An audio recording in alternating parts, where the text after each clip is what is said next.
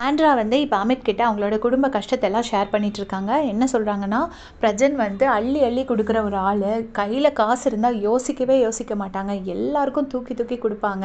அப்புறம் சம்பளத்த கேட்டா சம்பளத்த கேட்டு வாங்கிட்டு வரமாட்டாரு. டைரக்டருக்கு இல்லன்னு டைரக்டர் கையில காசு குடுத்துட்டு வருவாரு. அப்புறம் கேட்டா, இல்ல டைரக்டர் வசதியானதுக்கப்புறம் நமக்கு செய்வாருன்னுட்டு பிரஜன் சொல்லுவாரு அப்படின்னு சொல்லிட்டு சாண்ட்ரா சொல்றாங்க. அப்புறம் எங்க அப்பா வந்து என்கிட்ட கேட்டாங்க, "ஒரு ரூ. 25,000 உன்கிட்ட இல்லையா?" அப்படின்னு. நான் குழந்தைங்களுக்கு சாப்பாட்டுக்கே காசு இல்லாம நின்னுட்டு இருந்தேன். அப்போ எங்கள் அப்பா எனக்கு ட்ரீட்மெண்ட்டுக்கு ஒரு ரூ. 25,000 உன்னால் கொடுக்க முடியாதான்னு அப்பா என்கிட்ட கேட்டு கோவப்பட்டாங்க அப்படின்னு சொல்லிட்டு சொல்கிறாங்க.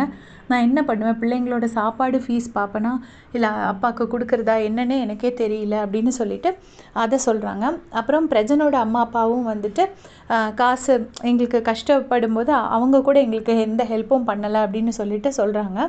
அப்புறம் அப்போ சாண்ட்ராவோட அப்பா அண்ணா இறந்ததுக்கப்புறமா சாண்ட்ரா வந்து எதுவுமே இல்லாமல் நின்னப்போ பிரஜன் வந்து, "நீ கவலைப்படாத, எதுவாக இருந்தாலும் நான் உன்னை வச்சு பார்த்துக்கிறேன்" அப்படின்னு சொல்லி கூட்டிகிட்டு வந்திருக்கார் போல இருக்கு.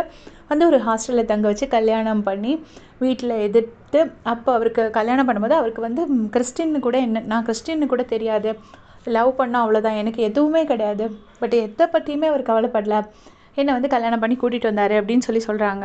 இந்த பிக் பாஸ் சான்ஸ் மட்டும் வரலைன்னா நாங்கள் வேறு முடிவுக்கு போயிருப்போம், அவ்வளோ கஷ்டத்தில் இருந்தோம். அப்போ என்னோடய 2 குழந்தைங்களும் எங்கள் கஷ்டத்தை நல்லா புரிஞ்சுப்பாங்க.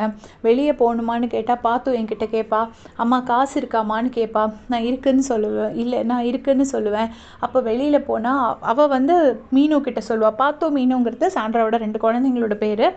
அந்த பாத்து வந்து மீனு கிட்ட சொல்லுவாங்களாம், இந்த மாதிரி "அம்மா அப்பாட்ட காசு இல்லை, நீ எல்லா பொருளையும் பாரு, ஆனால் எதுவுமே கேட்டு வாங்கிடாத, கேட்காத, நம்ம ஜஸ்ட்டு போயிட்டு மட்டும் வருவோம்" அப்படின்னு சொல்லுவாங்க. அவ்வளோ புரிஞ்சுக்கிற குழந்தைங்க 2 குழந்தைங்களும் அப்படின்னு சொல்லிட்டு அமித் கிட்ட சொல்லி அவங்களோட கஷ்டத்தெல்லாம் ஷேர் பண்ணி அழுதுட்ருக்காங்க.